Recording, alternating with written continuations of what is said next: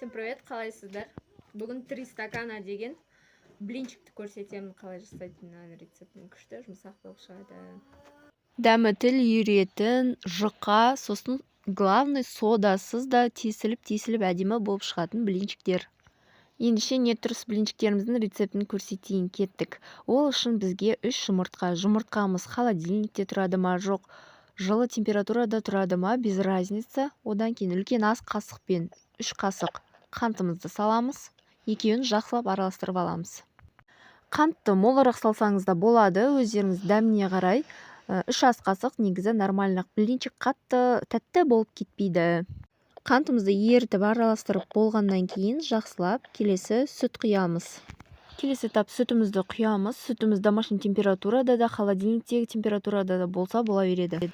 Осындай объемды стакан алдым. 200 болсын, 300 болсын, барлығын бір стаканмен жасасаңыздар, точный рецепт шығады. Келесі ұнымызды саламыз. Осы стаканмен өлшеп, ұнымыз иленген болса жақсы болады.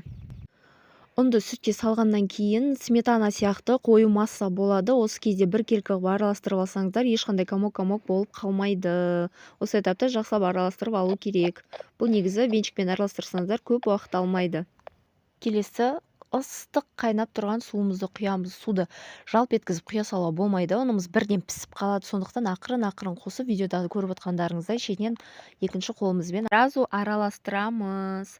Негізі блинчиктеріміздің осылай күшті болып пісіп шығуына осы ыстық судың маңызы өте көп. Сосын үлкен қасықпен 3 қасық сұйық майымызды құямыз. Сковородкамызға жабысып қалмас үшін 3 қасық май жетеді, әйтпесе қатты майлы болып кетеді. Барлығын жақсылап араластырып аламыз. Міне осында үйдегі бар заттармен жасалынатын қарапайым блинчиктің рецепті. Мен диаметрі 32 деген сковородкамен пісіріп шығардым. Барлықтарыңызға рахмет. Рецепт ұнады деген ойдамын. Мен ұсынған осы 3 стаканы рецептпен пісіріп жатсаңыздар, комментарийға жазып кетіңіздер өз ойларыңызды. Подписаться батырмасын басып, лайк басып, комментарий жазуды, қазақша каналды қолдауды ұмытпаңыздар.